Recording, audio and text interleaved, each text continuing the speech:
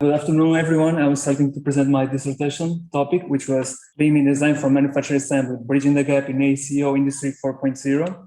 So design for manufacturing assembly is the set of guidelines combined with evaluation that optimize the methodology of improving a certain product. And by making it close to AEC Industry 4.0, we are optimizing automation and digitalize the process throughout data exploration. So my investigation was divided in three parts. So the first one was the understanding of the BIM and offsite construction. Then we have a case study that we analyze and understand the methodology that they developed. It was with a construction company in Portugal. And the last part was the optimization process of the process that we talked previously. So, starting from the beginning, with the urge and the lack of man labor in the construction sector, there is an urge to modify the type of construction, moving from traditional one for offsite construction, which has a lot of advantages. Mostly, it improves the productivity. It could reduce the cost of producing certain products, and overall, it has a lot of benefits. So, design for manufacturing assembly is kind of in between this ideology. And by applying offsite construction and BIM, we kind of have like this huge advantage of applying this kind of BIM utilities and improving the overall construction process. But throughout the offsite construction, there are like these 4 new steps that we need to be concerned when we are collaborating in this kind of environment. And the first one is about the creation and the manufacturing of these products, then the factory inventory, delivery part, and of course the on-site inventory. So by doing that, how we manage and we collaborate in this kind of environments. So it was important to understand that in this new environment of design for manufacturing assembly and off-site construction, there will be now new stakeholders. There will be the split design, the one that will develop the pieces, and there will be the assembly technician, the one that will assemble the parts, bring to the construction site and assemble over there. So it was really important to understand why this topic came out. So the case study was a residential project. It was 500 bathrooms and was proposed by the construction company to actually bring this dissertation investigation throughout. And the reason is there was like this 5-star residential building with 500 different types of bathrooms, sometimes similar, other ones different. And in a way to reduce the cost and make more productive the production, they kind of create this kind of process, and they wanted to digitalize it because for the reason is the bathrooms typologies are really small spaces, really hard to operate inside and collaborate with like a group of construction workers. So by putting on the factory and bring it to the construction, it will reduce a lot the time consumed in these kind of tests. So by doing that, they kind of create this kind of manual process of selecting multiple bathrooms by their disposition area and so on, that could then gather them by type of typology, which is the ones that are similar. And imagine that if then find this kind of fitting modular block, which you can fit in this type of typology. What I mean is there will be a lot of types of bathrooms and subtypologies, which is basically when a wall is made in one direction, and if it's inverted, it's a new type of process. So by doing this, understanding this kind of process, they kind of wanted to achieve this final block, which will be a block that will fit in all of them, reducing the amount of different bathroom types. So it is really important just to understand 2 things here. First of all, these are 2 different bathroom partition wall systems. The first one in the bottom left will be the one that will be using as a general thing. It will be used on all the walls except the ones that are from bathroom. That will be a foldable wall system. So it's important to understand these 2 reasons. And because now that we are trying to understand this optimization process and trying to apply using BIM, then we need to understand how we develop this kind of digitalization.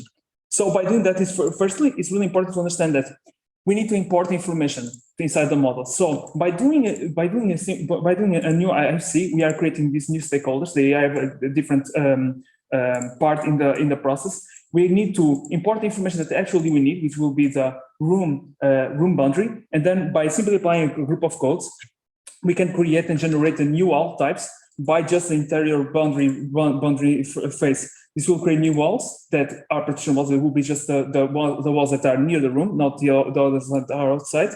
Then we apply the family base to the walls.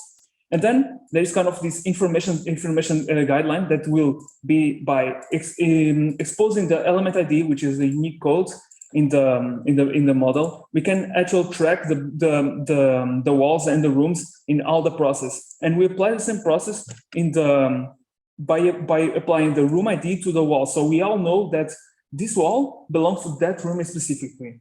And after realizing this process, now we need to understand how we can rearrange the bathrooms and create this kind of typologies by understanding the process that was developed before. So firstly, it's really important to understand that every single bathroom are different. And by just simply dividing the bathroom wall types by different dispositions, different elements that compose this kind of components, we can split them by different groups. And by applying a code of who intersects what, we can understand that this wall contains lavatory, bathroom, or bathroom, toilet, bidet, and lavatory, and other walls can contain other elements. What this helps is that when we got the walls that exist in the model, we can detect what are the dispositions. So in the image that you see on below, we can see that the relation between the elements, and this will give us the disposition of the bathroom by just applying this kind of process of the wall typologies. Then we apply just a simple code for area, numbers of sides, and lengths. And then in the end, we just apply a code of hierarchical disposition that doesn't matter which will be going first. And we can create this kind of typology that with a unique code for each bathroom that are equal to each other.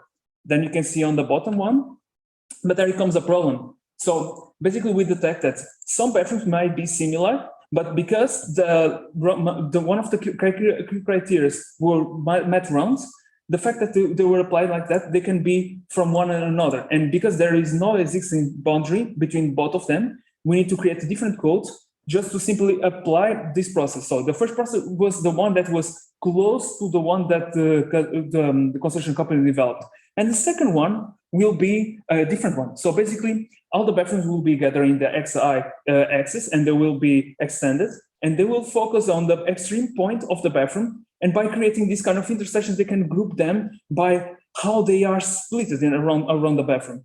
And by doing that, we can create, after that, apply the disposition code, which is really important because it will be the tiebreaker. And the problem that we saw before between having similar bathrooms, now it doesn't exist because, as you can see in the image, sorry, I don't know what, sorry.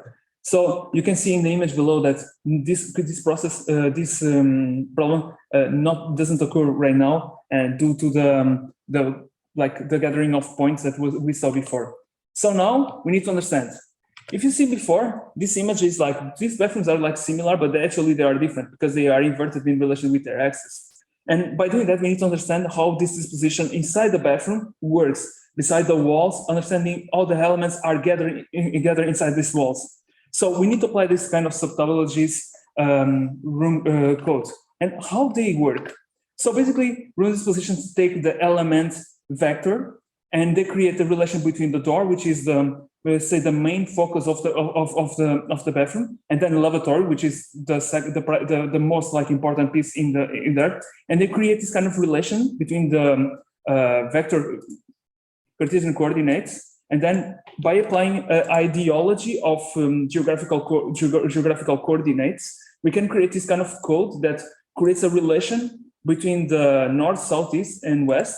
And by doing that, and I will explain now, is that when we pick these codes and create two types of new parameters inside the model, we are creating a code for example, the door, which is facing south, and the lavatory, which is facing east, I think, by the relation of the disposition. So by understanding the relation between these elements in this certain kind of direction, we can understand that the bathroom is on the lavatory is on the right. And applying all this to the code, start to understand how the room is disposed.